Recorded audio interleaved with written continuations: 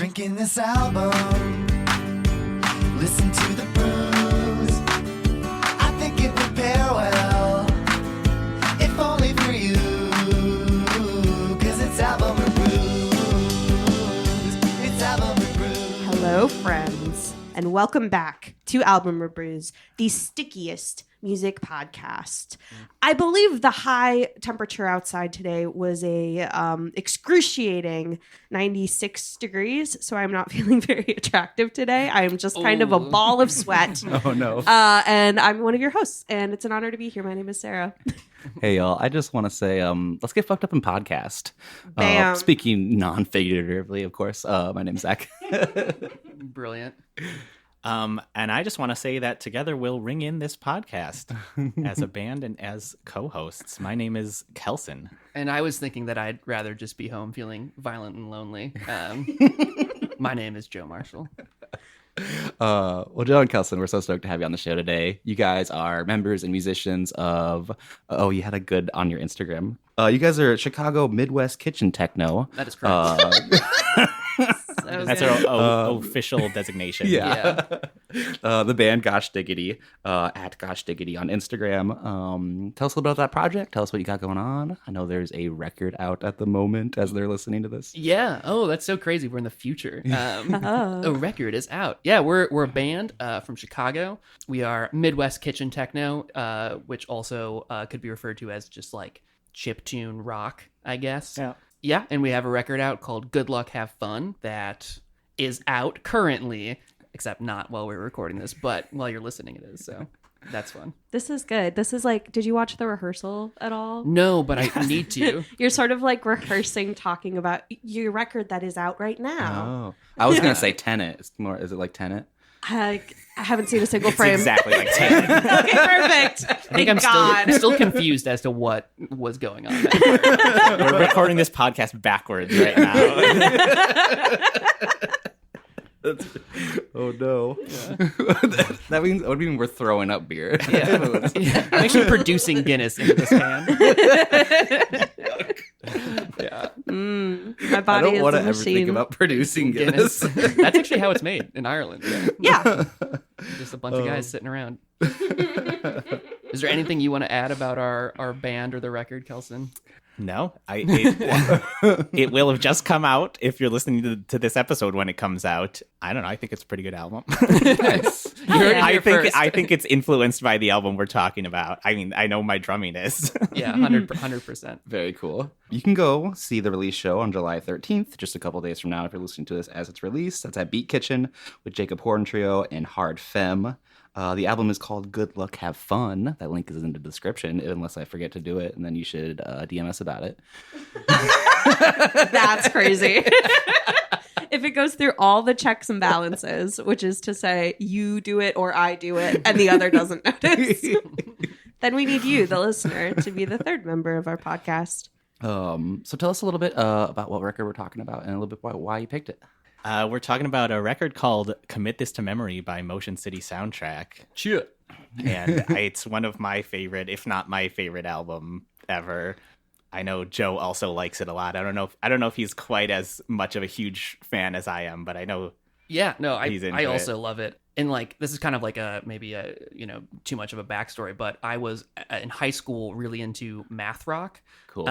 And refused to listen to pop punk because I think the word is an asshole. And I was, pretentious. And then in college, I learned that like math rock is like very connected to emo and like, third wave emo and whatever.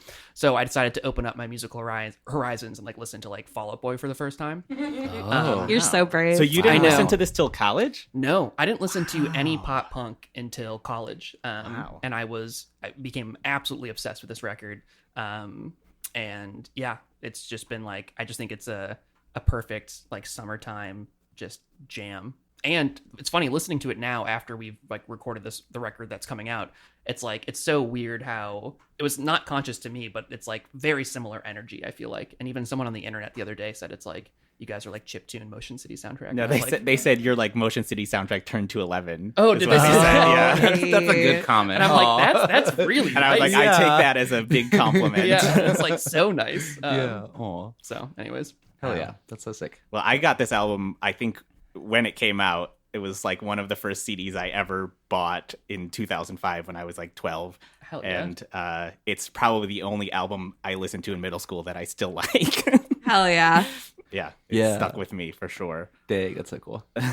Yeah. What about you guys? Are you guys like pop punkers or into that sort of like vibe or? Here's the thing is for me, I would say it was kind of a late onset and even then was pretty mild. I would say I like first found out about kind of any of that a la like 2012, 2013 Tumblr. Sure. Yeah, oh yeah. Like going on, and it was around the time when like Paramore's self-titled album came out, Save classic. Rock and Roll came out, Too Weird to Live, Too Rare to Die came out, like just a bunch of like that sort of that wave of these bands were happening, and a lot of bisexual teens were really excited about that. Yeah. Myself included. So I hadn't listened to Motion City Soundtrack like consciously before. I think I had heard Everything Is All Right Yeah. because I got really, really, really into Fall Out Boy and would just look for anything that like Patrick Stump had done to even tangentially Yeah. and just been like, Yeah. there he is. And so that's sort of my experience. What about Oh, you, yeah. Zach? Yeah, super. I was into pop punk. I was like the Warped Tour kid that liked all the pop punk and happy hardcore bands. Nice. Yeah. But I got into it a little later than like this record and this band. So there's a lot of stuff I'm like, oh, like that sounds like Dashboard Confessional did this after this, or Yeah. All Time Low did this after this. And there's one song we'll talk about. Like I'm like, oh, this is just like a Never Shout Never song. Nice. Nice. Yeah. So I only really knew the song Let's Get Fucked Up and Die because it was kind of like a meme for a little bit, right? Yeah. Totally. And then I did actually see them at one of their last shows in 2016. I saw them at the Riot Fest in Chicago. Nice. Yeah, I think I caught a little bit of that set too. And they've reformed since then. And I've seen them live. Oh, that's right. Yeah. I saw them 2 years ago maybe. I saw them last year, and I also saw them on a farewell tour in 2014, which didn't stick. I don't think either. So, Okay, good. yeah. But yeah, let's get fucked up and die. I remember in 7th grade, that was my friend's ringtone. I remember. Hell And yeah. we always Wild. had to, we always had to like mute it if they were getting a call around like parents. That's so funny. Yeah, they had to pick up really quickly. Yeah. And then we've cracked them all already. So sorry, listener, you won't hear the satisfying crack of these 4 Guinness Tall Boys. Maybe I'll Yes. get one later, you little Oh, they freak. will. Stick around. Tell us a little bit about this drink pairing. Yeah, this was actually Kelson's idea. I could not think of. I was thinking about a non-alcohol. So this album's a lot about alcoholism. Right. Yeah. So I was Yeah. just like, what do we do for this? I was almost like, let's do a non-alcoholic beer. Yeah. Right, Yeah. right. And then I was like, I kind of want a beer though. But I was thinking it has kind of wintry vibes. With there's like multiple references to the new year. The Hold Me Down music videos like all in the snow. And I think there's like a couple other like winter references or like maybe snow references. I can't think of off the top of my head, but that's that's where my mind went. Yeah, I was thinking champagne or something just because all the New Year's stuff. Oh, sure. But it's funny that again, it has like a lot of winter imagery in it, but when you listen to it, it sounds like summertime. Totally. Yeah. Um, Yeah, because you guys first said like winter lager before I had done Yeah. the deep dive, and I was like, oh, it's gonna be hot. yeah, this is a pop punk record. Yeah. Actually, really want to just listen to a coffee stout in 101 Yeah. degrees. Yeah, But the Guinness is a good vibe. yeah. Yeah. It's the Guinness with the ball in the Oh, can. yeah. The Wait, it does? Have you ever got the ball out? Yeah, I've gotten it out once or twice. Yeah. I am a huge Guinness fan. Yeah. If Motion City Soundtrack's my top band, then Guinness is my top beer for sure. What a Oh, great hell yeah. pairing then. Isn't it called like a woggle or a Yeah, it does have a specific name. a What, tibble? the little... the little ball, It's like a little plastic ball in the bottom or like of the can. or a widget. Yeah. And it like releases CO2 or something. To Yeah, keep it like Oh. frothy. It's That's why- supposed to be similar to like a nitro pour on like a Yeah. tap. Yeah, that's why it's like That's it's very always such a interesting. good. It's like a skibbity. It feels Yeah, more if you like pour it into a feels more glass. like a pour, like a draft pour than Right. a can. yeah, kibble. A kibble would be a good I'm word just for gonna it. keep on saying funny sounding words over here. One of them will be A correct. tibbly biblet. Oh, you were just saying funny words. I thought you were for real, like making on. No, I'm just like it's called a giblet, I right? was like, No, oh, for sure, yeah, for yeah, sure. yeah. I wasn't gonna. No, that's totally what it is. Well, cool. Well, let's. Anything else about the record at Broad before we play a little game? Do you want to play a game? Oh god, I'm so nervous. Oh Sarah- god, Sarah I would makes love to hard play a game. games. Do you want to play I'm so nervous. game? Especially with the jigsaw voice. Yeah, I'm just kind of trying that on today. How do we feel about it? I love it. Do you feel scared? Oh, I'm terrified. Yeah. Perfect. Okay. So for today's game, I was really inspired by the brief Patrick Stone feature on track 2 of this record, Everything Is All Right. And I sort of wanted to test y'all's memories and see if you have some Fall Out Boy knowledge committed to your memory. Oh, good one. So I have in front of me 7 of the longest Fall Out Boy song titles. Oh my god. I am Okay. going to tee you up with a couple of words. You will all be playing against each other, and the first person to correctly finish the title of the Fall Out Boy song Okay. All right. will get a point. Okay. Yeah, I'm ready. Okay, fantastic. Do we buzz? Yeah, just like buzz in. Okay. Or just start freaking yelling. Just I don't yell. care. Just- Okay. Clip all the microphones. Yeah. Oh my god. Yeah. Cameron would love that. Right? Yes. Yeah. Yes. Yeah. Blows the headphones off. Yeah. Okay. Number 1. I've got a ... I'll let you think about that and marinate on that. I can give you an additional word or two. Yeah, it's like in my head. Like I'll know it when I hear it for sure. People are screaming in their cars at home. Yeah. Fake fans. I have no idea. I've got a dark. Alley. It's alley for sure, right? What's the rest of it? Alley. It's like I've got a dark alley with your name on it or something like that. I don't know. That is the closest guess. So if no one else finishes it, I'll give you that point. I've got a dark alley and I'm sad and have sad burns. I gotta say you're still closer. This is I've got a dark alley and a bad idea that says that you should shut your mouth. Parentheses summer song. What record's that off of? Cork Tree. Cork Tree. Oh, Oh, Yeah. Damn. All they of are these- yelling. Yeah. Yeah. All of these are either Cork Tree or Infinity on High. Okay. If that helps. Okay. That does help. It does Lock help. in. Yeah. All right, number 2. I'm like a. Dark alley, and I have. With your A name lot of on these it. do Yeah. start with I, so I recognize that's- that's a little tough. Wait, say it again. I'm like a. These records, I like never bothered to really learn the whole names. No. of It them. always got cut off on my iPod. you Yeah, know? yeah. I'll give you the next word. Yeah, please. Lawyer. Oh. Oh no, I'm thinking I of the have other a lawyer. Yeah, I think of title. the other lawyer. Our lawyers made us change the name of the song. Yeah. Don't work ahead. Oh, sorry. There is another lawyer one, huh? Yeah. I'm like a lawyer. ... I don't think I know it. I don't think I know it either. With a black backpack and I don't know. You know what, Zach? I'll give you half a point because you got the next word right. This is, I'm like a lawyer with the way I'm always trying to get you off. Oh. Damn. And that's the one that goes, me and you setting in a honeymoon. Is that Infinity on High? It sure Yeah. freaking I'm is. not as I don't familiar know with that one Infinity as on High. Cork Yeah. Tree. Yeah. All right, track number 3. I slept with.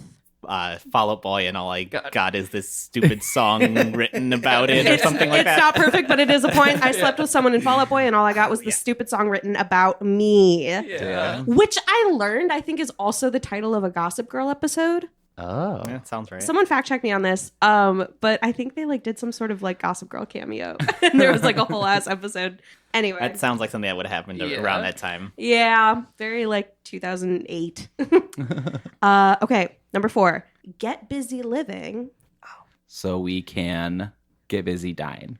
I'll give it to you, Zach. This is get busy living or get busy dying, parentheses. Do your part to save the scene and stop going to shows. Oh, I knew it was God. I knew it was something about dying. Yeah. Yeah. Pete Wentz was really in his bag. Number 5. We have 3 left. Okay. I've got all this. I'll give you that. I've got all this. ... I'm so upset with myself. I don't know any of these. Jocelyn Foster's listening to this and going absolutely crazy that we don't know these. And probably CJ, our other band member. I don't know. Anything? I see wheels turning. I see smoke coming out of headphones. Is the next word is bad? Got all this bad. I'll give you the next word. Ringing. I've got all They're this. yelling at us. I've got all this ringing in my ears and Yes. yeah, I don't know, something like that. I'm going to give it to you. I've got all this ringing in my ears and none on my fingers.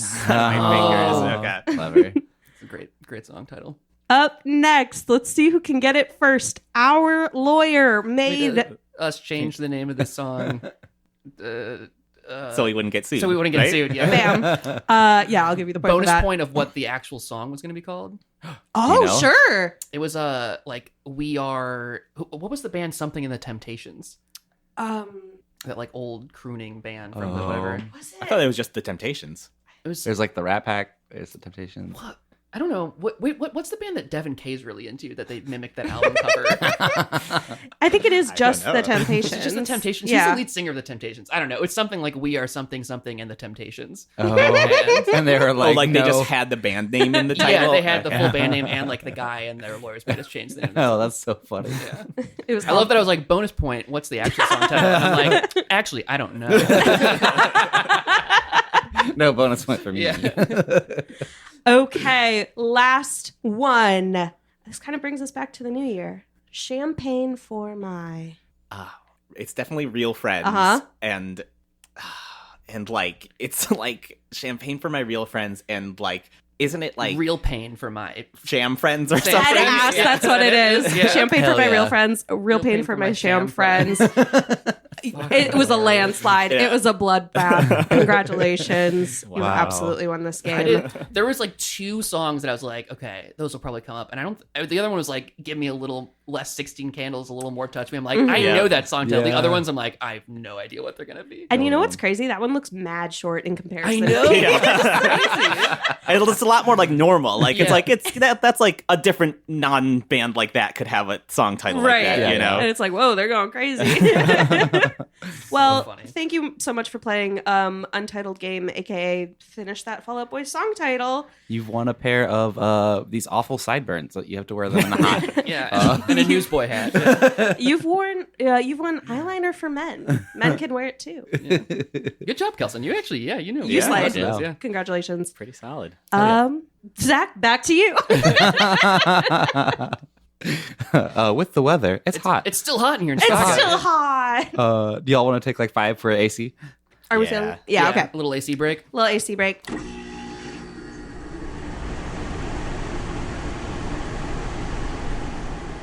All right, we turn the AC off so we can have good audio. Mm. That's why I'm not attractive today. I'm also let's talk a little bit about this record I brought. It's their second studio record, Yep. Yeah. 2005. Yeah. Tons of awards, tons of sales. Produced by Mark Hoppus. Mark Hoppus of Blink-182. Blink-182.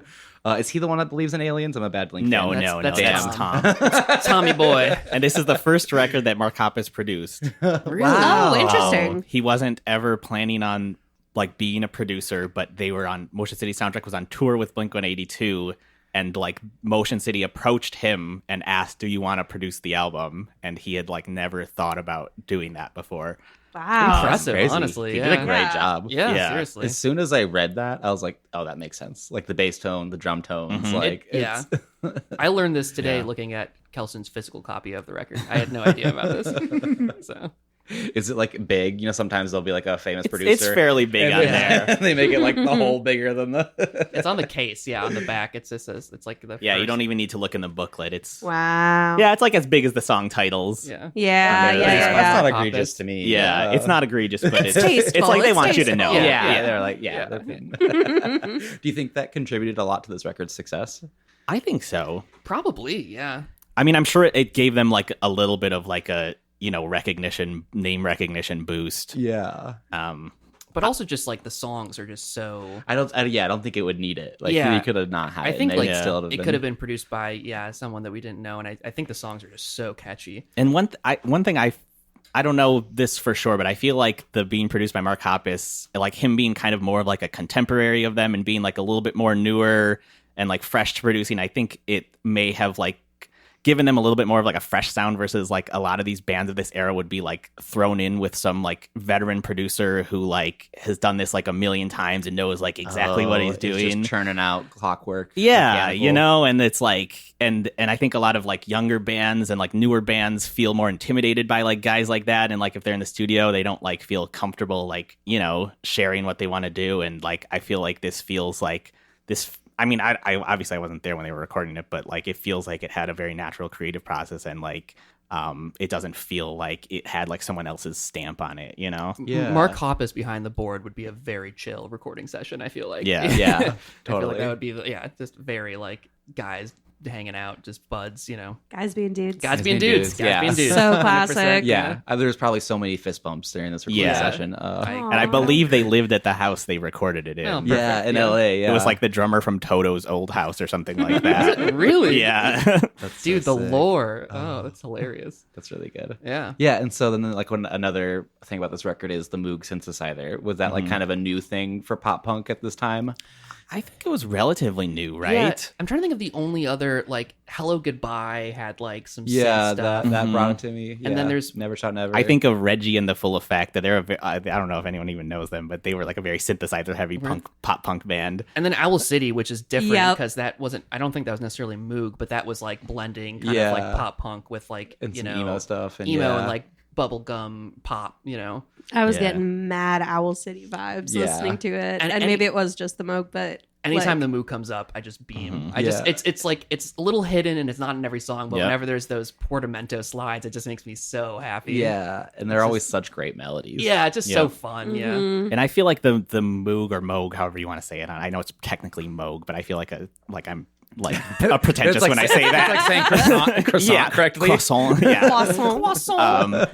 But I feel like it blends really well with like the guitars. Like I almost feel like they like recorded it through a guitar amp or something, because I could feel be. like it like, you know, it doesn't like, I feel like a lot of like music that like pop punk music that has keyboards, it's like it feels more electronic almost, but this doesn't Feels ever live, feel yeah. electronic. It feels like a band. Yeah. She's with the band. Yeah. Yeah. And I don't know if you guys have ever seen, we were just talking about this before this, the keyboard player live goes absolutely ham. He goes insane. Yes. And he does this scissor kick move where he like grabs his keyboard and like donkey kicks his hind legs and then like scissor kicks them sideways and comes down. Whoa. And it is like, you gotta have a hefty duty piano stand for Yeah, that. I think he literally has a special reinforced one like to do that. it is nuts. And seeing him live, it's so fun because like every song, even if he's not doing anything, he is just going, he's a maniac. He just sits there like leaning over the keyboard and like banging his head. Let me go. like- Let me get at him. Yeah. He's an absolute joy to watch. Oh my god. That's awesome. Just doing it. Yeah. Just going for it.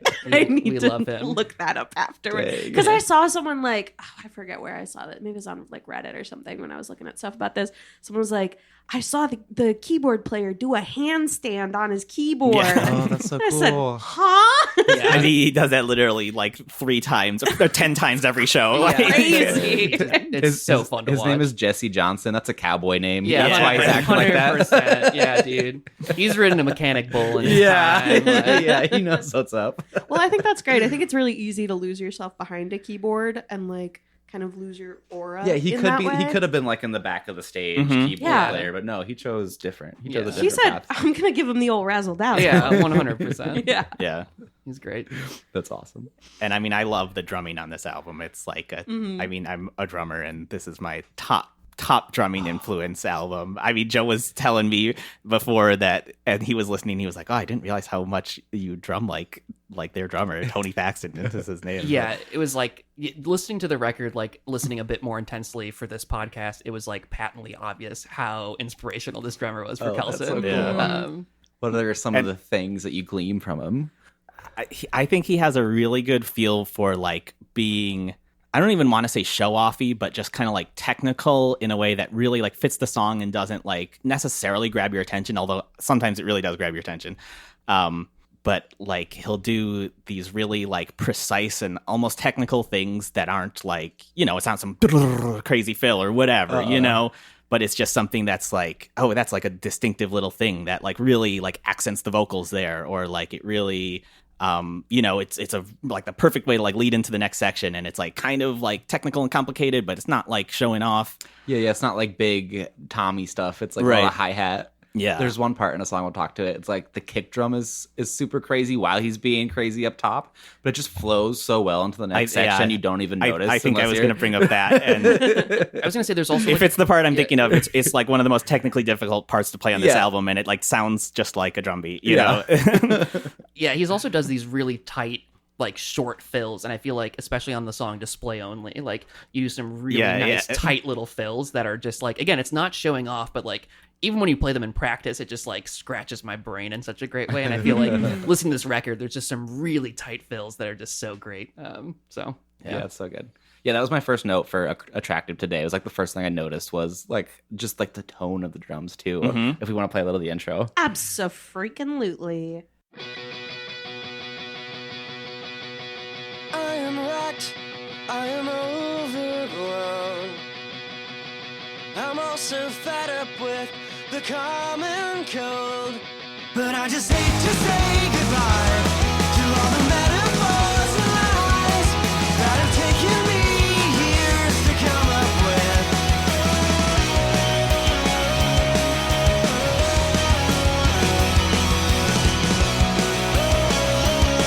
The kick is so punchy. yeah, It's a punchy kick. yeah, the drums sound phenomenal. And I really like his cymbal sound too. I'm probably not something that most people would even notice, but like he uses like really like dark cymbals, and he like they're really like washy, and I don't know, that's the sound I'm going for with my cymbals. Oh, like I feel like a nice. lot of pop punk bands use like really like bright and fast cymbals, Sure. like the Yeah. and his is all more like now I'm breathing into the mic, it's blown. But That's good. You get that symbol ASMR. Yeah. I've never thought about symbols like that, I guess. Period. Yeah. I've never like paid attention to like the choices, because that is a big part of it, right? Like what thickness of each symbol you choose. And the diameter too, like Yeah. like I mean, I'm getting really nerdy about symbols, but like a lot of pop punk bands would use like a 16-inch crash or whatever, and he's probably using like 18, 20-inch crashes that are like it's like washy instead of like bright and Yeah. Have you ever seen Fred Armisen's bit about Yes. drummers picking out cymbals like wine tasting? So funny. Yeah, I think the symbol has a nice grassy note. It's like, Yeah. oh, yeah, very Yeah. earthy feeling. Or I was talking to someone about decay. I'd never really thought about like decay of a symbol. They're like, oh, this Yeah. crash has like way too schlong of a decay, so they didn't like using it. Yeah. And then Schlong? way too schlong of a. A very schlong symbol. All about that schlong decay. Did I say the word schlong? You did. I thought it was a technical thing, and I was going to roll with it. So too. That's where my sort of I was like, I've heard of a long decay, but a schlong decay. No, I'm just watching too much Austin Powers. well, it just sounds like the kind of bullshit someone would It sounds like a Fred Armisen pepper it. thing. Exactly. A little schlong there. Little yeah. schlong, Yeah. But also just a the little. opening of that song is just like perfect to me. This is maybe my top song on the album. Is it really? Attractive Day? It's definitely up there. Oh, wow. Just like, I don't know, the line about the common cold, it's just Yeah. like it's just so like I'm just like fed up with like the dumb everyday bullshit that annoys me, you know. And I love that he which punches, everything is all yeah. right is kind of all about that, but The punch at the end, the fucking common cold, Yeah. too. Yeah. That's great. and the drum fill over that. Yeah. I really like Yeah, he gets one F-bomb to keep it PG. I feel like it's good context to say like that Motion City soundtrack is originally from Minnesota. Yeah, Yeah. Like- Minneapolis. Like, can we say this is Midwest emo? Oh. I'm going to say it is, yeah. Yeah. I think Yeah. they're very influenced by Promise Ring. Yeah. There's a Promise Ring reference in one of these songs. I don't know if you guys Okay. caught Oh, it. I didn't catch it. There's actually like 4 or 5 references to songs that I have written in my notes. I'll bring them up. If I didn't catch get any them. of those, so you'll have to let me Yeah, know. please.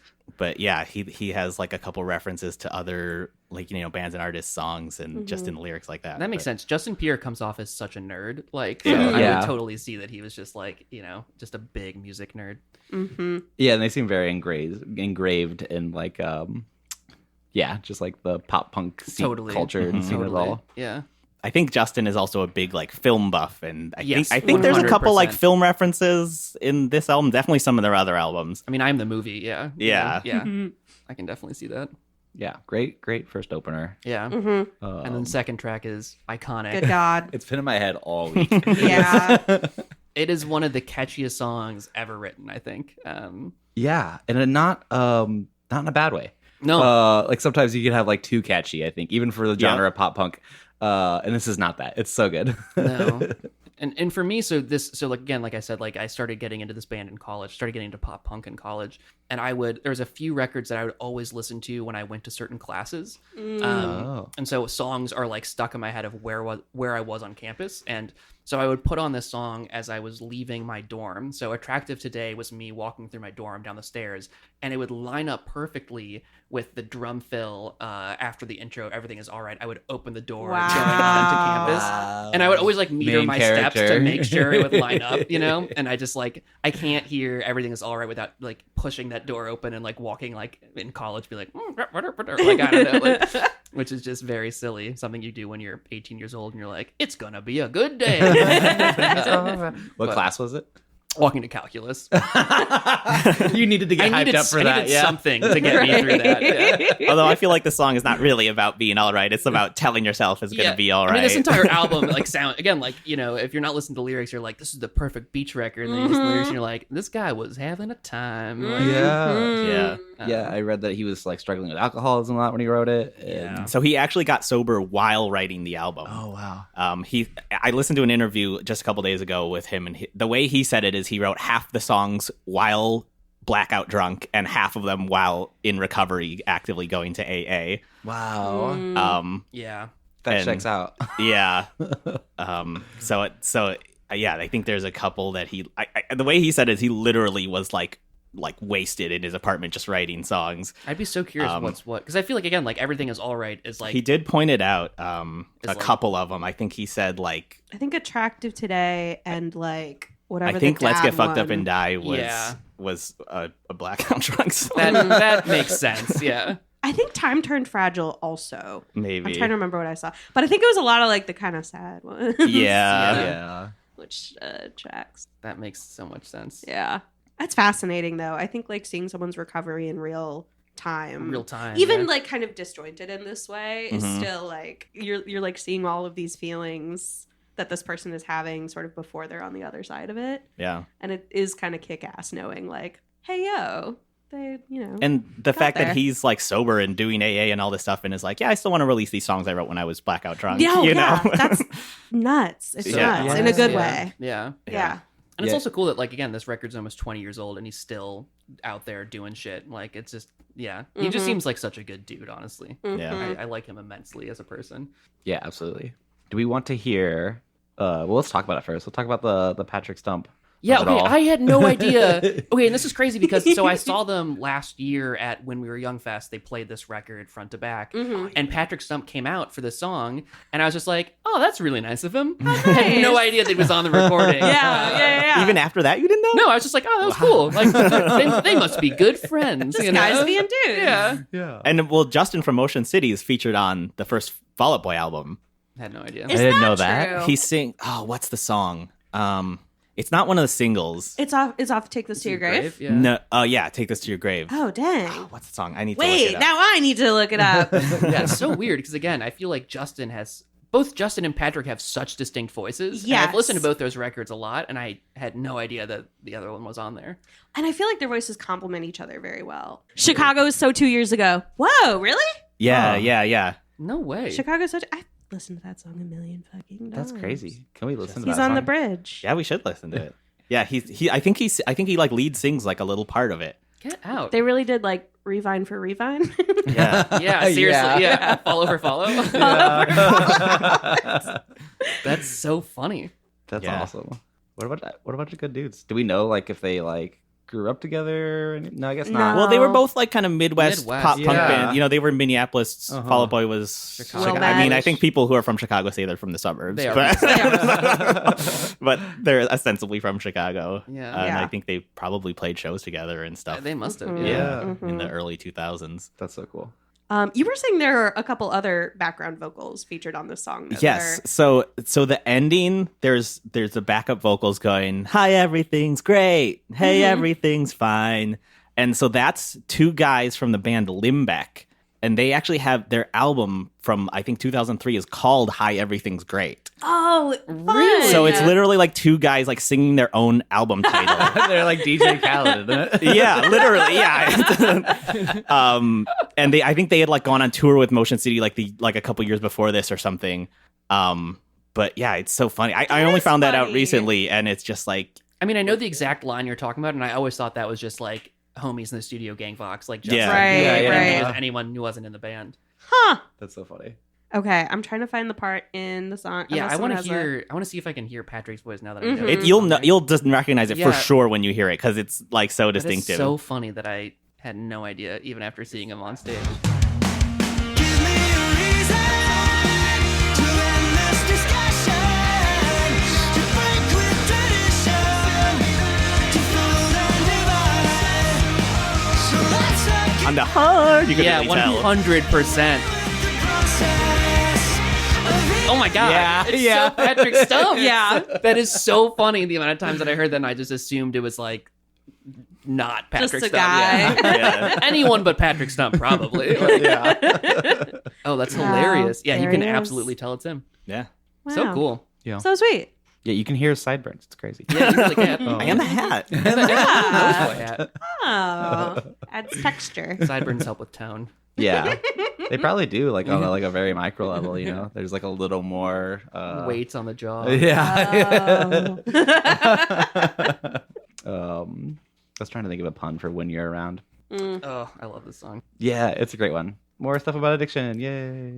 Being sad Yeah, in so- the Midwest. So we were talking about this like an hour ago or a couple hours ago that I never even realized. I was reading the lyrics in the book, and every time he says "your," "you," it's in quotes, and I never even realized that the song title is in quotes. Yeah, your is in quotes. Yeah, and we think that. I mean, you brought this Oh. up, and I think it's totally right. I think Justin's talking about himself. Totally. Yeah, Yeah. Yeah. Or like some characteristic or Yeah, or something. his alcoholism or some other like, persona that comes out when he's drunk or something like that. 100%. Like a Jekyll Hyde situation. Yeah. Yeah. Yeah, and I always, again, listening to it in college and even after that, I always thought it was like, oh, like spurned lover or like, Yeah. friend breakup or something. And then just reading the lyrics and seeing the quotes, I'm like, oh no, he was just in a real bad place. Yeah, I always Yeah. thought it was like, oh my, like my dumb ex-girlfriend or Yeah. whatever. Like, The hater at Yeah. the gig. but like, no, he's like the hating on himself for sure. 100%. Yeah. You know what though? I fuck with the self-awareness, right? Yeah. Like Totally. He's growing and to learning. see it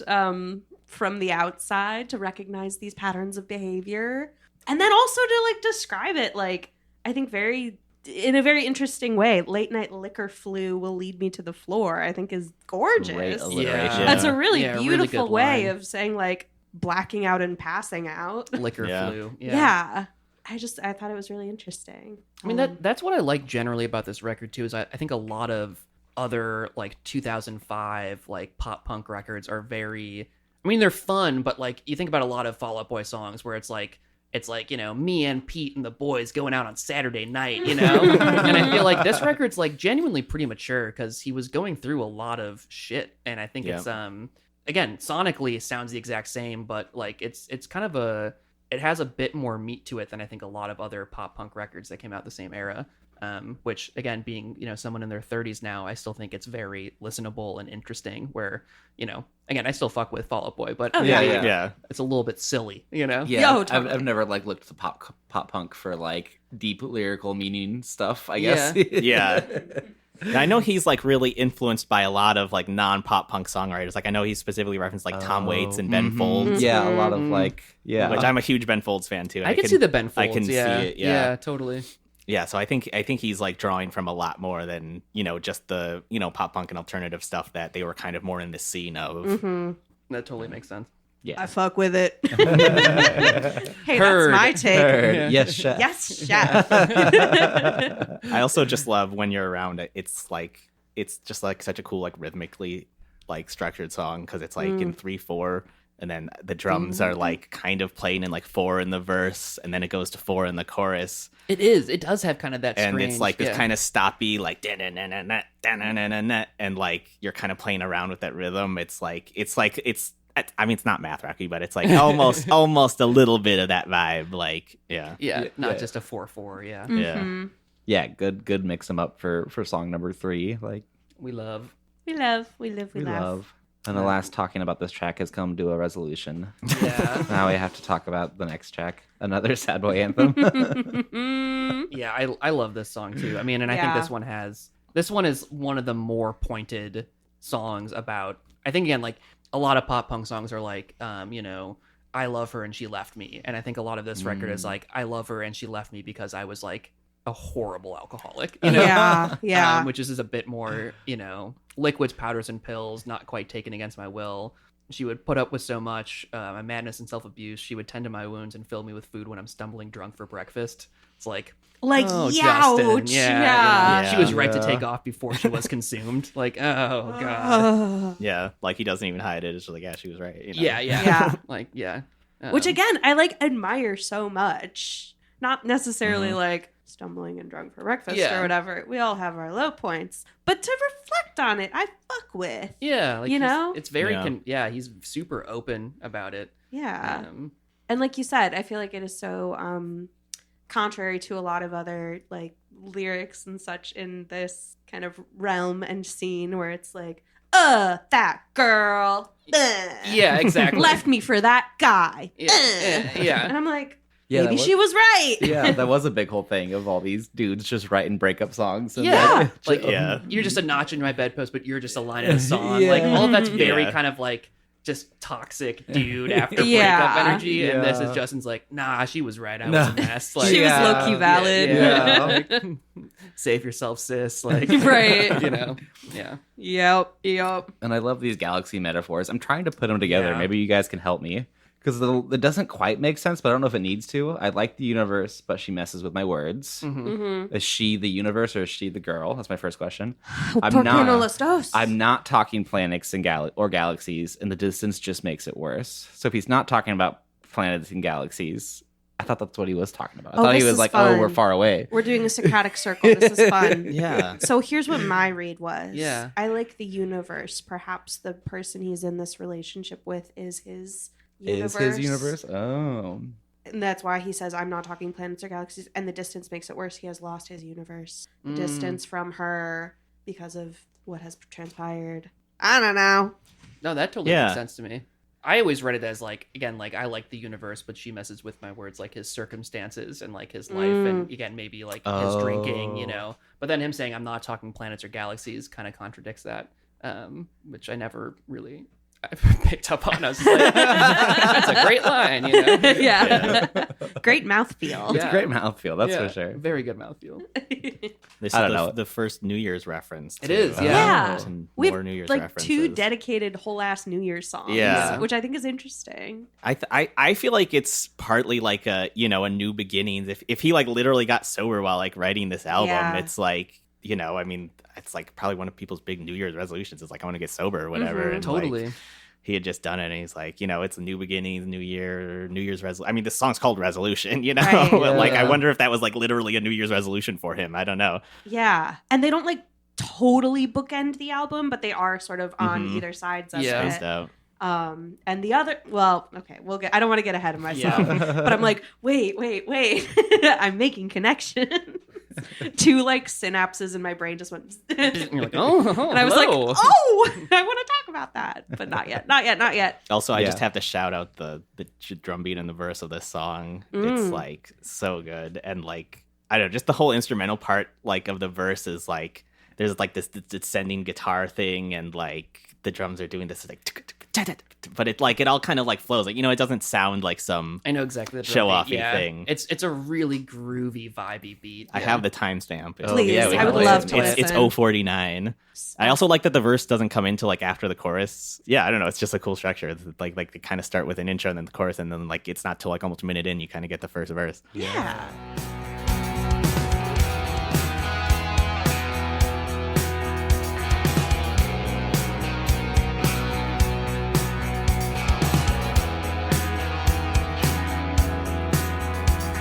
Liquids, powders, and pills, not quite taken against my will. The taste tests of girls from all over the world who refuse to accept my excuses. She put up with. Yeah, that hi-hat. I feel like that's kind of crowded. It's too crowded in here. Sort of sounds a little something with that hi-hat tambourine vibe. Which is Joe's referencing the Gosh Diggity song that will be out by the time this So everyone will know what we're talking about. So everyone will have listened to it. Sounds a little similar. But I also love like the guitar arrangement. They have Yeah. like lots of like two guitar parts where they're kind of doing like complementary things, but kind it's of in and out of harmony with each other. like in and out of harmony. Then sometimes the synth will kind of be like in and out of harmony with them, sometimes doing something different. And it does Yeah. groove. It's Yeah. very groovy. I'm like, that's a night drive. That's a Yeah. windows Yeah. open, Oh, cool you're so night right. drive. Yeah. Yeah, that's a good one. It's Yeah. like, it's like a slow vibe. It's like, I feel like a song almost like feels slower than it is. It's just Yeah. like, Yeah. yeah. Got a lot of good use of negative space. Yeah. Mm. Yeah. And speaking of drums, it feels like rain next. Yeah, dare Yeah. I say, those drums felt like a pitter patter of sorts. Yeah, I love that they covered Buddy Guy. Buddy Guy has a famous song called "Feels Like Rain." Oh. But I was like, oh, this is just "Feel Like Rain," which is a different word. You know, like "feels like rain" is like it feels like rain. Yeah. I thought the song was "Feels Like Rain" until literally 2 seconds ago. Wow. I think the line in the song is, doesn't he say, I feel like rain? Or And we feel like rain. Yeah. Yeah. I had no idea. So, I mean, it's the same idea, Yeah. kind of. But. Well, like "Feel Like Rain" is like something like I feel like rain versus it feels like rain. Yeah, yeah. So "Feel Like Rain" I think is a cooler way to say it. I think that's invoking something else. I did. So this is not related at all. I did just, for the first time, feel the little ball in my Guinness can. Yeah. Once it's empty, you can shake it around. And That's you the do it. thing. yeah. I'm like getting close to there, and I took a sip, and I said, oh, I feel it. Oh, yeah, Joe's got it. We can get one out later so you can see what it looks Yeah, like. the Oh, wa- the please. wobble. It's a cool little guy. You got to kind of cut it open. I bet Moose would like to play with it. The Weeble. Oh yeah. Yeah, that's like peak cat toys. The Yeah. Blinky. Yeah. Anyway, feel like rain. I think they should put croc charms in your Guinness. Oh, that's that's good. fun. Yeah, A gibbet? It's full of CO2, and then you can Those put it are on your giblets, croc. right? Giblets, yeah, that's what I'm saying. Yeah, they should just put giblets in there. Giblets is what's in a turkey. No, Gibbets. Jib. is Oh, the croc gibbets. charms. Yeah. Save the giblets. That's my Julia Child impression. Did y'all have Crocs when you were young? I had Crocs when I was a kid. No. I've never owned a pair of Crocs. I had. I feel like pair. I was slightly too old for it. I was Oh yeah. yeah. But if they put croc giblets in my Guinness, you best believe I'd buy a pair. My favorite Croc charm, because I did have Crocs and I did have little gibbets on them. Inexplicably, because I would buy them at like Claire's and like Limited Too and like those young girl accessory stores. I had one that was a little box of Junior Mints. Oh, Oh, that's fun. When looking back, I didn't like Junior Mints that much. Yeah, But I was it's an odd really choice. Yeah. endorsing and branding myself. Anyway, that's not what's inside this Guinness can. They could make a Guinness gibbet Yeah. Wait, they probably shaped like a little ball, yeah. or maybe they shape it like the little harp Patent on the. that Yeah. really Yeah. quick. Yeah. Could make you a lot of money TM. for all the Irish croc heads. Yeah. That is not a thing that exists. You never know. I don't know. Anything is possible. Yeah, I like "Feel Like Rain." It's good placement for the song. I think the record. I think it has a really fun bridge too. I love the intro, the drum intro. This is like one of the like most technically difficult like drum parts to play on the album, but it's like Is it really? Is this the one that you guys were talking about? I Yeah. feel like I can't play this No drum way. intro. It's like he's like opening the hi-hat while playing like the kick drum stuff, and it's like if anyone's a drummer out there, you should like try to play this because it's like a million times harder Let's than you listen think. to it. I never- Yeah. I want to see if it's where I thought it was.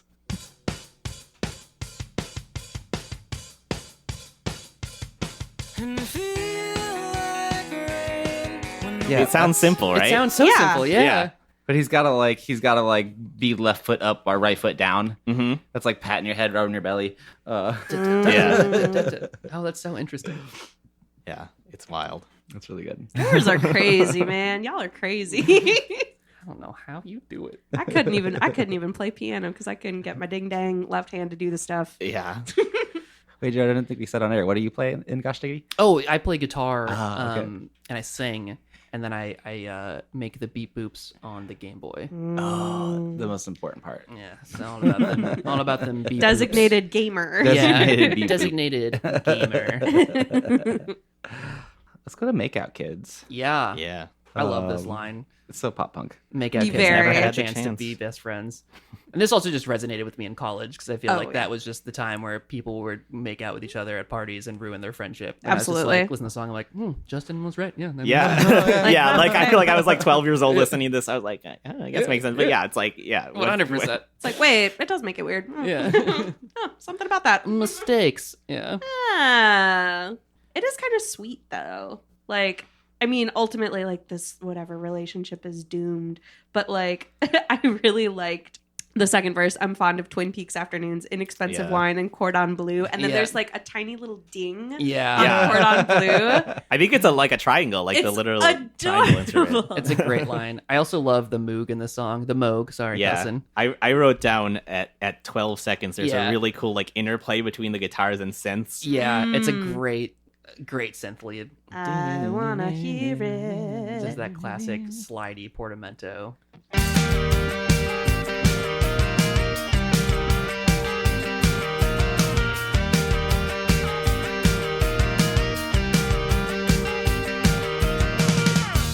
Oh, Yeah, Literally. I love like the guitar when the guitars is like kind of playing a harmony, but like kind of playing something different, and like you know they're not just kind of like strumming chords or whatever. It's like all 5 instruments there. Like the guitars are doing their thing. The drums, the bass is kind of doing this like. Dude, it's following the kick, yeah. Yeah. It's all just meshes together. and it's literally beautifully. like tight and like Yeah. like kind of dancey, but like still just kind It's of a like great laid back. Yeah, I love that. Yeah, And then it drops off all of a sudden right in time for the lyrics. Yeah. Yeah. So like the lyrics have that space now, and it's so good.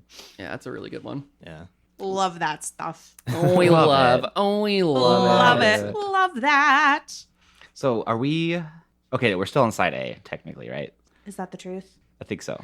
Hey, 6 so songs. so how do you determine that on a CD? You flip the 'Cause CD over, and you break your CD player. But Make Out Kids like transitions right into the next song, It does, so I'm it assuming bends. there's not a side break there. That Yeah, it yeah, does turn into. that makes sense. and the next song has a kind of long outro, so if it isn't the side break, it would be a good side break. And starting makes with "Let's Get Fucked Up." As the side beat, yeah. Yeah, Yeah. that's probably the B. Yeah. Yeah. Yeah. That'd Well, be good. I think this is another one where the drums, like, I think this is a fine song. It's not my favorite song on the record, but I think it has the best drum part. Time It's- Turned Fragile? Yeah. Or yeah. Literally, it's like a math rock drum beat. Like, I can hear it in, like, a Foxing song or, like, you know, like, World is a Beautiful Place or, like, Yep. you know, any one of those, like, you know, fourth wave emo bands, that drum card could be in there. Like, it's such a good drum bit. Yeah. I was like surprised by how, because I was like looking at the lyrics of this one before I like listened to it. I was like getting ahead of myself. I was looking at the lyrics and I was like, my God, like how sentimental, heartfelt, and sad. And I listened to it and it is like mathy and kind of upbeat, and like I thought that was very interesting. Yeah. Yeah. Yeah, the time we're moving on to Time Turns Fragile, right? Yeah. Okay. Yes, Yeah. officially now. This is one of my favorite songs on the album for sure. It's like Speak on that. it's like lyrically it's one of the most unique. I don't know if you guys know the background, but this was like written from the point of view of his dad. Yeah. And it's kind of like written about like him and his dad's relationship, and like I feel like it's kind of like about like the kind of relationship I feel like a lot of people kind of had this relationship with their parents where it's like you're kind like some of your interactions are kind of like surface level, and like, you know, he has the line like, you say everything's fine, or what is the line? You used to say that you're just fine, but I still wonder all the time, you know? And it's like his dad saying like, yeah, you say you're fine, but like I don't, you know, you don't really ever know your parents, you don't ever like know your kids in the way that you do like some of your like close friends or partners or whatever. And just like that kind of like, you know, you like, I guess he's fine, like he seems fine, but but then it's also put on this album where he like obviously wasn't fine, you know? Yeah. Yeah. And it's like, was he like, you know, just telling his dad he was fine all the time when he was like, you know, going through it, and like they always had this kind of like surface level relationship. I Damn. don't know. Now I need to re-listen, because I was gonna say, I mean, again, like I think it's a fine song, but I really like the drums. That was like all my thoughts on the song. But This is definitely my favorite one lyrically. No way. I Okay, think. yeah. I'll have to give it a better and listen. drumming wise, Yeah. yeah. And I know that they in the interview they said that this song was actually 2 songs when they wrote it. Oh. that makes sense. So like there's that bridge. I think the bridge is even in like a different key or something, and Bridge it's is just long, it's like a too. totally different feel. It's like kind of like a whole bridge outro, and they never go back to that first part. Yeah. So I know in an interview he said that they had two songs, and I guess it was Mark Hoppus's idea to merge them together, is what they said. No way. Yeah. What a good idea. Yeah, Good Yo, job, Mark. Hoppus What's the merge. timestamp on that? Do you have the bridge timestamp for those drums? Oh, Give me that. Give me that. give me. Oh yeah, I put in my notes iconic drum part at 226. Yep. Bam. And I knew you would deliver. And I knew you would. Those drums are so good.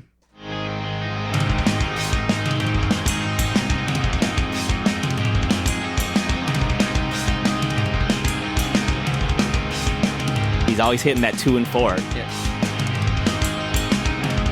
Oh, with the snare, keeps Whoa. it going. Yeah. Yeah. It's like two drummers. Yeah.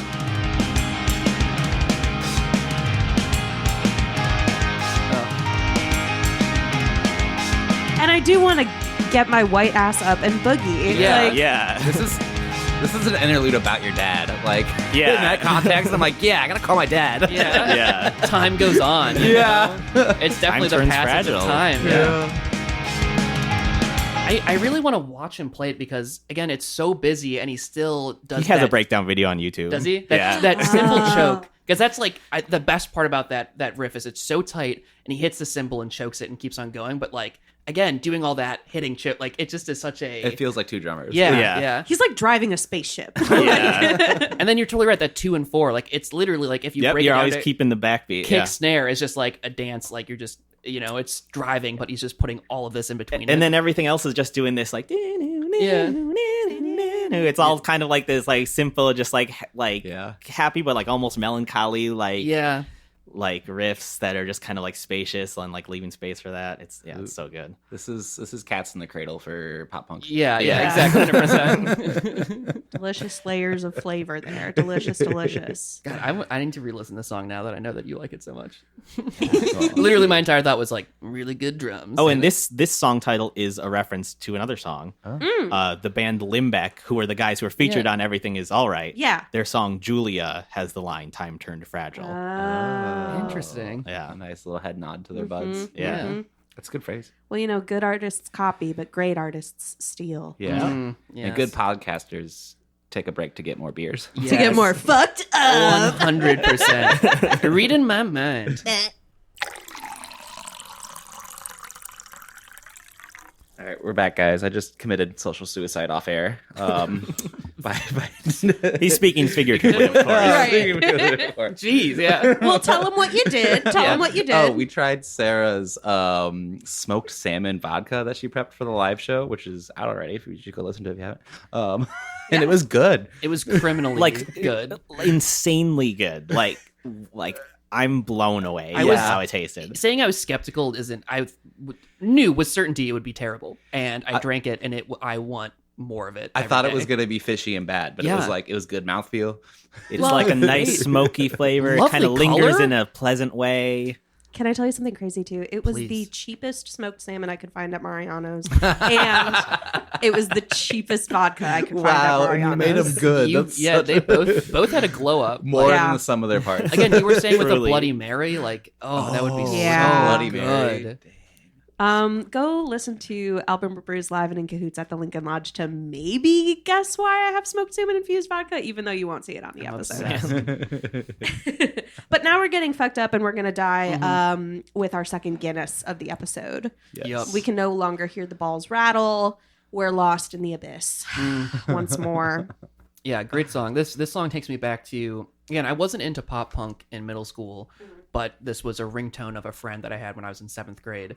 And so it reminds me of things that I did in 7th grade, specifically like the beach by like on the lake kind of in my hometown. And just like hanging out there past curfew and like, their mom calling and just hearing this song go off and like, like again, and just like it would go off in my house and I would like shoot them a look like you need to pick that up quickly. My parents can't hear this Got a lyric. bad word in it. Yeah. And I didn't really even know the song besides that ringtone until I got into this record in college. That's such a 2000s moment. Like, Yeah. No one has fun ringtones Yeah, anymore. I know, yeah. Let's bring it back. Everyone go put a Gosh Diggity song as a ringtone right now. Yeah. Fun! And then turn your phone on vibrate. But yeah, anyways, I think this song is, and you were saying it's kind of a meme. So it was a meme for a while. It is so like melodramatic and over the top and like it's so clear that like, yeah, it makes sense if he wrote the song Blackout Drunk. It's like very like, he's just, there's no filter. It's, whatever. So I think this is the one that's grown on me the most over the years. I think like when I listened to this album as a kid, I was always like it's kind of funny. Let's get fucked up and die. But like, I don't know. It was like, because it doesn't really have like a chorus, It's like, there's not like, other than the let's get fucked up and die line, that's like really the only thing he repeats. Yeah. And so it's like, it's much less like hooky or chorusy than I think probably any other song on the album. But I don't know. I think I appreciate it more. Yeah, when I saw him at Riot Fest, like the crowd was like, "Let's get fucked up!" Like it was unanimous. Is that the word I'm looking for? Yeah, Yeah. It was a chant. It was like, and it's just such a catchy 6 words. Yeah. Well, Yeah. did y'all see sort of the origin of those 6 words? No. Tell me. Okay, I've got lore here, y'all. Let's Get Fucked Up and Die grew out of a night on Motion City Soundtrack's 2003 UK tour with the All American Rejects, in which the latter band's merchandise manager was severely inebriated. He stood on the merchandise stand and shouted what would become the song's refrain. All involved found great humor in the mantra, which went on to be printed on business cards as a joke. Wow. So the merch manager just yelled it one He just time. gets up on the table and is like, let's get fucked up and die. And they're like, wait, that's kind They're of like, no, wait, you're onto something. Yeah. Oh, Note to voice memo. Note to You've self. got something going on, Paul. I hope he's got writer's cred. Yeah, seriously. And every merch manager is named Paul. Yeah. Yeah, Canonically. Yeah. I just love, goddamn, the liquor store's closed. We were so close to scoring. It hurts, it destroys till it kills. Like, Yeah. again, I can just imagine him kind of strung out or something, or wanting more booze, and then, walking there in the liquor store. I don't know. There's just so many lines in this song where you're just like, homie is going through it. Right. Yeah, I feel like when I was younger, I always thought of that line as more of a like, oh, I want to party with my friends and get drunk thing, but it's more just like, we wanted to like, He needed alcohol. He needed Yeah. alcohol and It it's was like, closed, he's going yeah. crazy, It wasn't like an LMFAO scenario Yeah. of like It's not like Party Rock Anthem. Yeah. All of- Party Rock Bottom Anthem. Yeah, Party Rock Bottom, 100%. Yeah, all of these drinking songs are not fun drinking songs. No. Which is hilarious for drinking Irish beer. Yeah. I also thought the line was in this apartment until I saw them last year. What is the Oh. line? In this department. Oh. That's wrong. I always thought it was in this apartment. And I was like, I don't know what that means, but sure. I love the Oh. line, my memory lacks initiative. Ooh. That's like one of my favorite lines on the album. I just like, I don't know, the way it's like almost like corporate speak, like Yeah. what like an HR person would say. It's just like, your memory lacks initiative, We're putting your memory on a performance improvement Yeah. plan. Yeah. I also I think I said this before, that doesn't have a chorus really, but the overall structure, I love how it's all kind of like a build up. Like it's just like verse, verse, verse, and then it's just like party at the end, because it's Yeah. just like that instrumental like neenoo, neenoo, neenoo, neenoo, like at the end. Yeah. And it starts with like it really just builds up the whole time. It starts with the acoustic guitar. I think this is the only acoustic guitar on the album. Yeah. Probably. Yeah. And it just starts with that, and like it just slowly builds up from there till you're like rocking out at the end. That's when you get drunk, Mhm. That's when you get fucked up and die. I Yeah, guess. yeah. With the phrase like "let's get fucked up," like you gotta have a good instrumental. You can't Yeah. skip it. Right. Yeah, You you have gotta have a moment to LMFAO, have some synth lead. catharsis. Yeah. And this song has another song reference Mm-hmm. from the Promise Rings "Forget Me." The line "Forget Me Nots and Marigolds." Mm. I don't know. I can't remember exactly what the Promise Ring line is, but they have that same phrase as "Forget Me Nots and Marigolds," and Got it here. he repeats it. So yeah, you're right. It's from Forget Me. And the part here on Genius.com just says, where forget-me-nots and marigolds and other things that don't get old. So Yeah. it is kind of a direct lift. Yeah, Yeah. totally. And then hilariously in the Motion City soundtrack song, he says, is it legal to do this? I surely don't know. No way. The only way I've learned to express myself through other people's descriptions of life. Wow, I didn't even think of that. Whoa. I think that's so, it's Again, he's so funny. self-aware. Yeah. It's like funny, it's self-aware. And it also is like kudos. It's like, why would I say my own thing when these other people like said exactly what I was thinking? Oh, Yeah. That's great. That's Yeah. similar to the follow-up by our lawyers made us change the name of this song. yes. Except he didn't consult his lawyer. He's like, No, I'm gonna he do just it says, anyway. "Is this legal to do it?" I don't know. Who knows? Yeah. It's their second record. They don't have big lawyer money yet, like Yeah. Fall Out Boy did. Oh, that's so funny. Yeah, it's such a great tune. Yeah. Classic. All-time classic. He's Oh yeah. my favorite on the record, probably. Yeah. Yeah. Love. Lerv. Well, should we open the door to the next one? Better open the door, yeah. I'ma leave the door. Yeah, Kelson, you don't open. super love this track. You think it's a It's definitely my least favorite on the album. I mean, I love the album, so it's not Yeah. saying I dislike the song, Yeah. but I don't know. It's just never really like stuck out to me. Yeah, I don't know. I've always kind of liked it. It's hard to follow. Oh, sorry. Go It ahead. is. It is. Yeah, it is kind of hard to follow. I just think that you better open the door before I take a hammer to the walls around it. Like I just think that's a. Oh, and then there was a misheard lyric too. I cannot let you inside myself is what I thought it was until today. Oh. I cannot let you inside my cell for fear I'll sink the ship and drag us both down. Oh. So there's so many lyrics on so many songs I'm sure that I've been singing wrong for years. But Yeah. Same. yeah, I think this is just a nice little ditty. It's just Yeah. like a fun Mm-hmm. little This is the most Ben Folds-esque one lyrically to me. The way he like talks about people's names. yes, Yes. 100. That's like such a Ben Folds thing. very is, like, Zach and name Sarah dropping. core. Yeah. Yeah. I said that this was his Mambo number 5. Just because he names a bunch or of his people. piano Yeah, man. Yeah.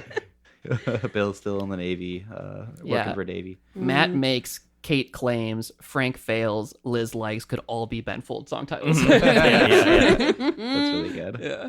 I wrote that these are Warped Tour drums in the intro. Oh. These are just Yeah. drums you hear at Warped Tour. Yeah. Yeah, for sure. Oh yeah. Yeah. Badger.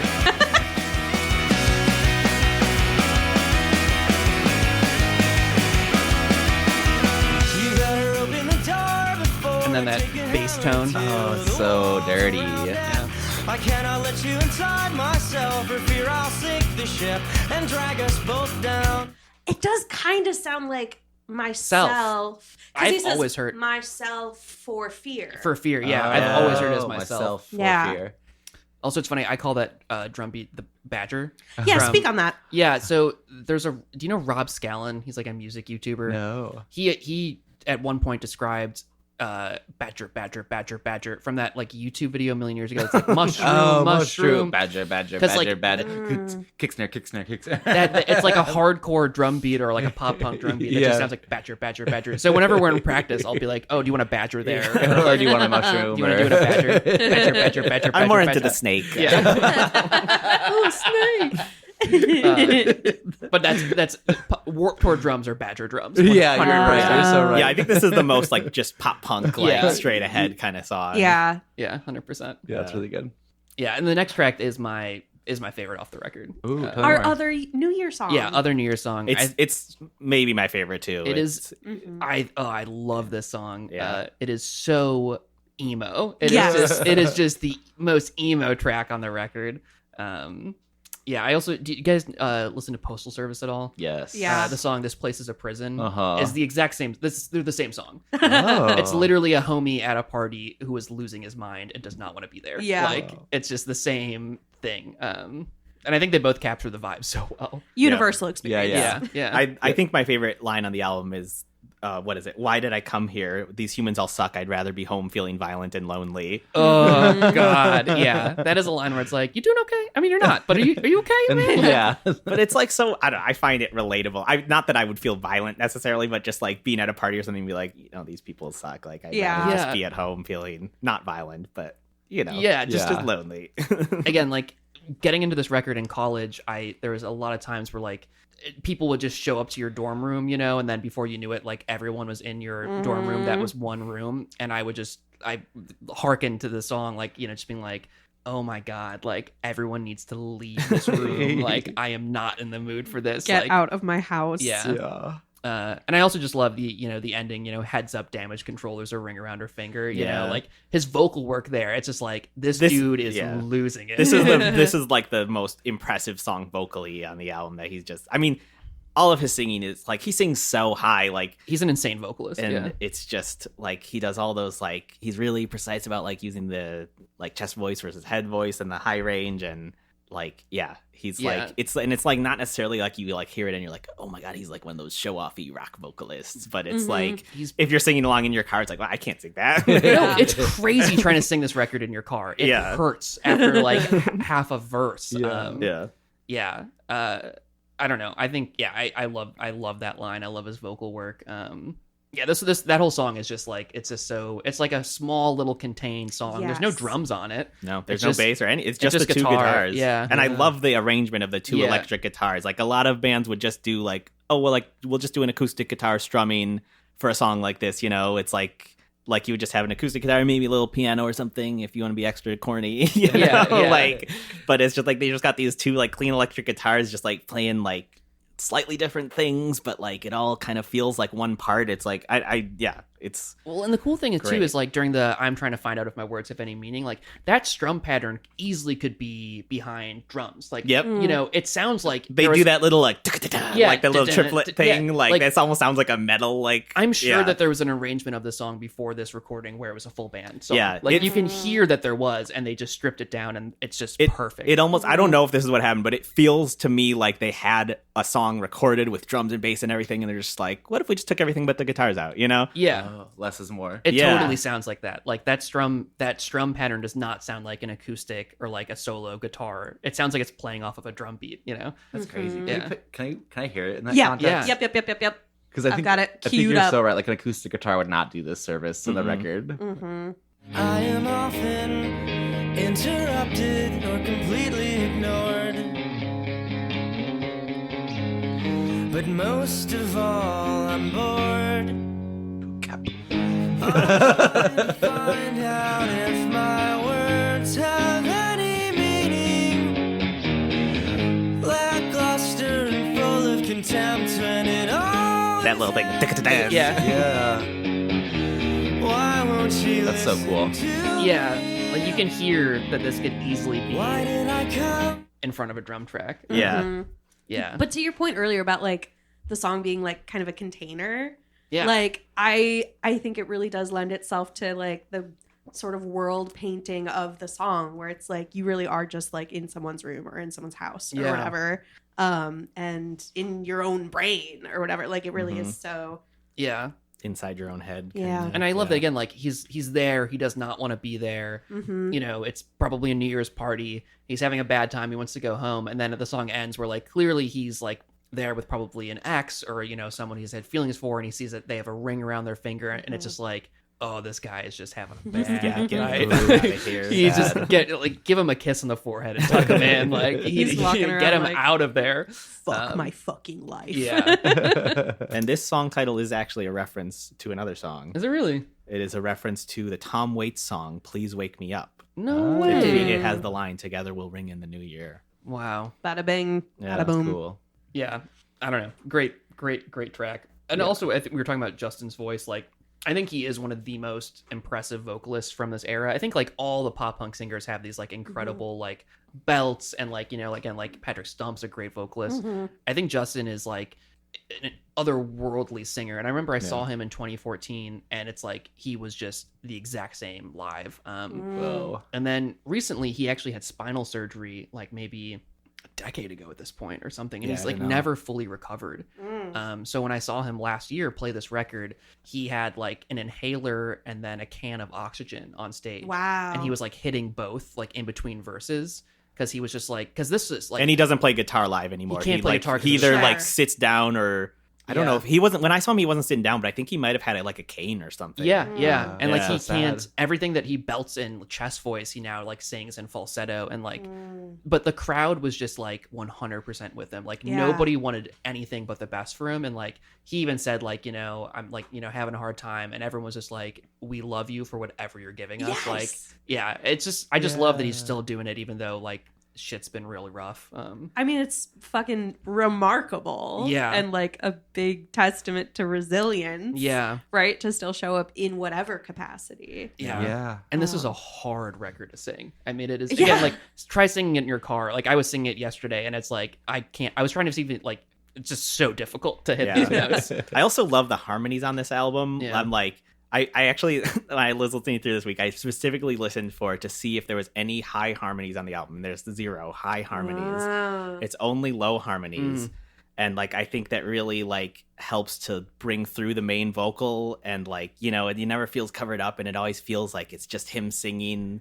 Oh that's you're so right. interesting. And- Yeah. Yeah. Yeah, Like, so not like an upper third. You're singing like yeah, you're singing like below the main vocal. I love that. Oh. And I think, I don't know, I think So- it really like so helps to accentuate the lead The melody, voice yeah. on Lifting everything. you up. He's the always whole like the time. soprano voice that Yeah. he's got. Well, and I don't know, he probably couldn't even physically sing higher than the lead. Some Right. of these lead vocal These parts. are insane. Yeah. That's crazy. Yeah, such a good song though. Love that track. Yeah. Uh, Did you guys ever play Hangman when you were a kid? So much. Yeah, oh, yeah. Yeah. Yeah. The do you want to hear what my go-to word was? Yeah, what is it? Please. Sphinx. Oh That's no! so no fucked one's gonna up. guess H and X. Yeah, because I was a mean kid on the bus Bad in boy. second grade. I was like, I can spell this word and no one will get it. I did fully consider bringing Hangman as a bit today. Oh, it would And be I was kind of like, good. I think it would be audio poison. Yeah. Because I'd just be Is there an describing H? like, I just drew a head. oh, he has a left leg now. Like, I think it would be horrible. Just We should do it as a bit to be Yeah. bad on purpose. After every letter, you have to remember, I drew the head last time, I drew the body, I drew the left leg. so. Here's what's currently on the board for those at home. A great podcast. Like, and that'd be like an Eric Andre podcast. Yes. Where they do stuff that just does not translate to audio. Like, Tune in next week for Tic Tac Toe. yeah. Like, That's our next like April Fool's episode. Yeah. We Oh, just that's play good. fucking heads up 7-Up on air. So track our penultimate, yeah. Yes. Hangman. This features Mark Hoppus on it. Yeah. Uh, Kind of the title track. Yeah. Kind of the titular, yeah. I love it. I love an album title that's not from a song title. Yeah, that's I just agree. a lyric. It's good. Yeah. oh yeah. I wonder, and I don't know if there's a concrete answer for this, but sort of why Commit This to Memory ended up being like such a mantra and like ultimately the title of the album. I wonder that. I always wonder that when a band chooses a song title or something from a song, like what about that encapsulates the record, or what were they thinking? You know, Because we just choose a random phrase that's not from a song. And It's we're true. just like, it sounds cool. our last thing was called EP3, so you know, Ah. very inventive. You know, named after the robot from Star Wars. yeah, absolutely. EP3PO. Yeah. EP3PO is a good EP name. He's just EP3PO, but he's really tired. He's Yeah. EP3PO. Oh, Master Luke, is it sleepy in here? Oh, Master Luke, please close the curtains. Have we recently changed the sheets? Yeah, I don't think any of none of them have anything to do with any of the songs. I'm No. gonna say Bedtime for Bonzos, Banana Brains. Banana Brains, that kind of does a little bit. Runaway Rocket Boy, Yeah. which was the original title for Jimmy Neutron. It has nothing to do with the record. Runaway Rocket Boy is good. Yeah, great, great thing for Jimmy Yeah. Neutron. Yeah. Too. Yeah. Runaway Rocket Boy. But yeah, I don't know why Commit This to Memory, why that lyric stood out to him. But Yeah. Yeah. again, if this was like a pivotal album for him getting sober and it was cataloging him at his worst and him like going to AA and getting better, like kind of makes sense as a milestone, like commit this, you know, like if this is a change that he wants to cement, you know, to committing Keep it to it memory. permanent. in Yeah. your Yeah. life, yeah. Come back to it. I can see that, you know. Especially if you like literally just gotten sober. Like Yeah. I feel like, you know, I mean, I don't have any experience with this, but I'm sure like if you're 3 months sober or whatever, it feels like it could collapse at any moment. Yeah, you yeah. know, Like, I want to keep this going. you this- want it to be permanent, but you don't know if it will, you know. Totally. Yeah, I can easily see that being kind of the ethos of the name and, you know, the record. I fucks Yeah. with it. It's got that good mouthfeel. Like he's got a lot of alliteration. Commit this to memory. Commit. Yeah. A lot of good M feel there. Yeah. I love this song though. I just that main riff is just Yeah. like goes so hard. Another like, song that's impossible to sing in your car. Yeah. Not the Mark Hoppus part though. No. Again, where's love Mark Mark. Hoppus on this record? He sings the whole bridge. damn it. Who's got a timestamp? A Yeah, I minute have 40. it. Give it to me. Also, I want to point out the drum part in this bridge. It's extremely simple, but so effective. He's just keeping time on the hi-hat, and halfway through he does a little like bell on the ride that I'm fun. just like, I don't know. It's like so perfect. It's so simple, but like I don't know, I love that shit. You said this was a minute 40? Yeah. Bad fit. Is that what you have? Yeah, I think 142 I have or such something. dumb ears that I can never I hear got some dumb someone ears. else Oh, singing. you have good ears, Joe. Aw, thanks. I had the help of the internet. Yeah, I looked it up. I wouldn't have known. Yeah. Just a guy that never tried. I'm just a stupid fuck with brilliant luck and sometimes Oh, yeah. a bright idea. So shower me in a chorus of compliments and verse I don't deserve. I might run, but I'll never hide. Hey, that's not right. You can't complain. Everything's Yeah. I didn't know that he was bit crushed in there. Like, Yeah. Again, having his face in my brain, listening to that, I'm like, it's clear. Same with Patrick Stump, but I feel like if you didn't know, you would just be like, oh, it's just the drummer or like someone Yeah. else. And the singing. drummer does sing that part live. Oh, does he? yeah. There you Wow. And it's go. kind of like understated. He's not like doing anything crazy No. or like Blink 182 esque. He's kind of just Yeah. like let me say It's like these almost words. spoken. Yeah. It's like Yeah. kind of just a one or two notes or something, Yeah. I think. I don't know. Yeah, Justin's voice pops off on the song though. Yeah, I don't know Yeah. how he. There was. Yeah, I can't sing that. This to memory. Yeah. There were some things too. I remember. I think it was when the record Go came out, which is like 2 records ahead of this. He was recording it, and he was thinking like, "There's no way I can do this live, but I wonder if I should record what I'm gonna do live, or if I should record what's like ideal and like an ideal scenario." And he ended up choosing to record what he thinks that he could do live, and he like has regretted it because he's just like. So many more people will listen to the record that like I should have done what I wanted to do, not what I yeah. think I What could I do needed. reliably. And I think that's like, I don't know. I love that too about like, I cheat so much when it comes to recording music. Like all my guitar stuff is like chopped and quantized, like, you know, all the vocals, like, I don't know. I think it's just like, do what you want to do. And if you can't play, because there's some guitar parts in this record that I absolutely fuck up live consistently every time, and it's just like, yeah, I can probably get 1 take out of 20 when I'm recording at my house, but on stage, no way will I be able to do that. So It's all right. yeah, I love that. You just that change the vibe. part slightly. I mean, sometimes it's literally you change one note or whatever, and it's like way easier. you know? Yeah. And sometimes in a live setting, whenever it's so loud and there's so much going on, the audience will have heard the record so much they'll still hear the part What you're playing. Yeah. Psychology. Yeah. I don't know if that's true or not. That's what happens to me all the time. I feel like when I was listening to the song, I was wondering. To me, I feel like maybe Mark Hoppus even like wrote that bridge. Sure.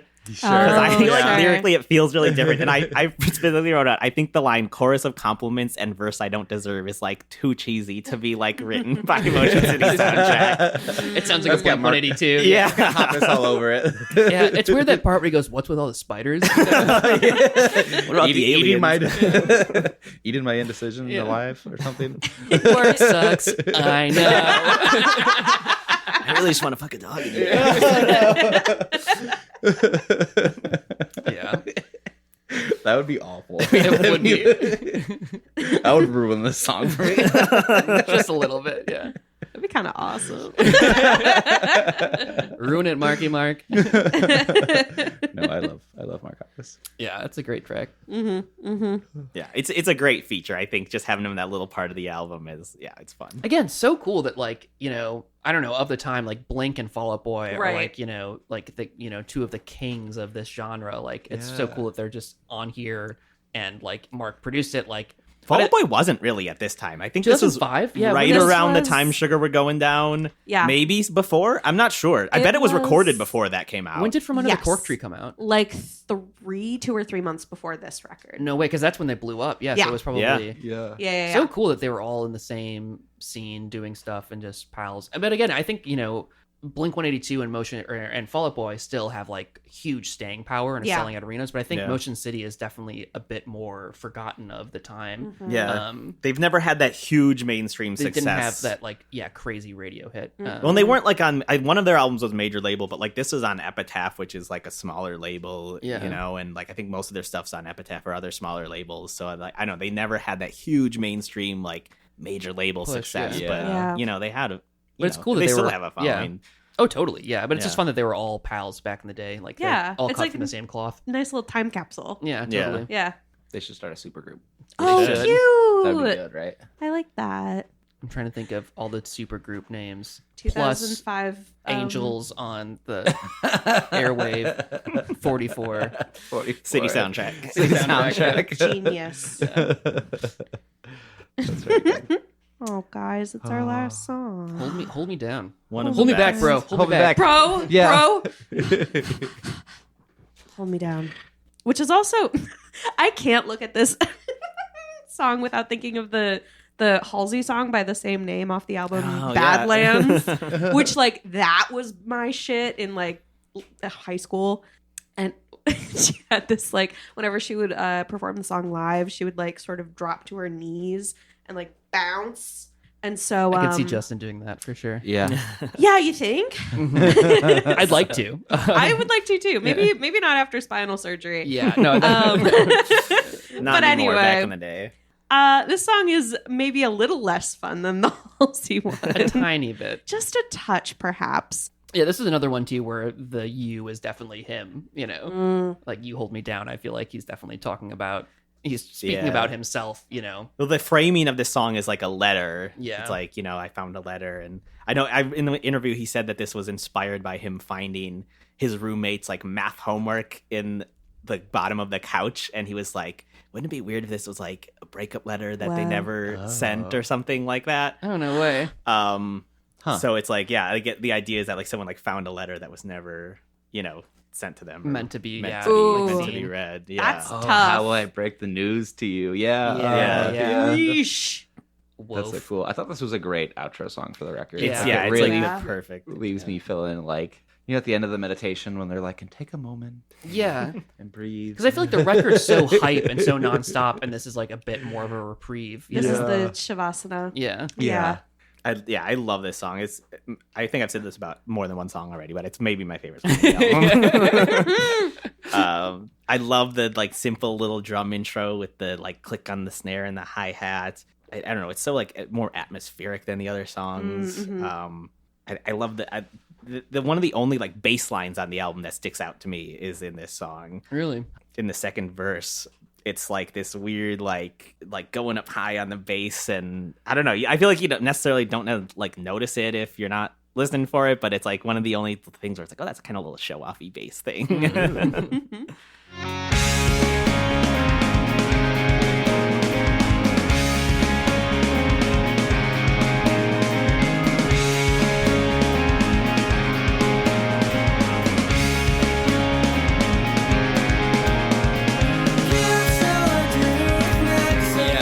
Oh, it does get up there. It's so melodic, it helps the melody just pop. Yeah.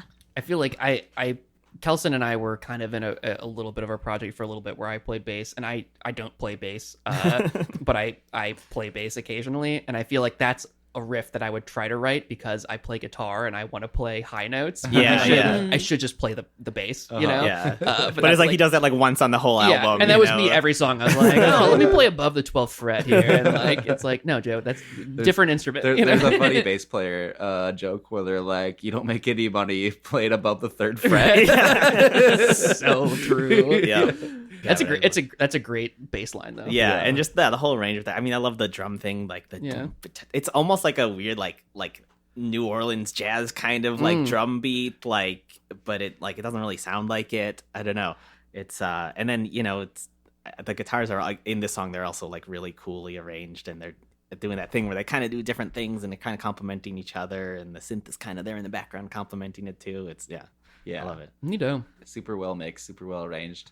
Whole record. Great record. Yeah. Shout out Mark Hoppus. Mark Hoppus. You kind of did your big one here. Yeah, Yeah, Marky Mark. You did good. Good job, Mark. Good job, Mark. I feel like the song's very emo too. Very. Oh, 100%. Yeah, it's Yeah. like the emo-iest The one. clean guitar is like Yeah.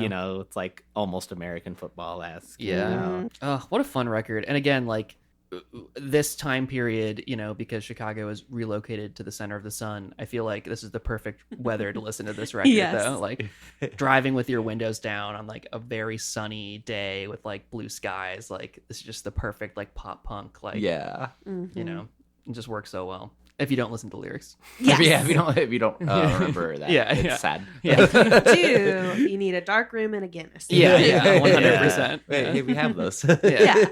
Perfect. Yeah. Let's take a minute and think about a Robrewski, and then we'll come back and tell folks what we did. Sounds fantastic. Lovely. I love it. And welcome back to the 2006 Grammys.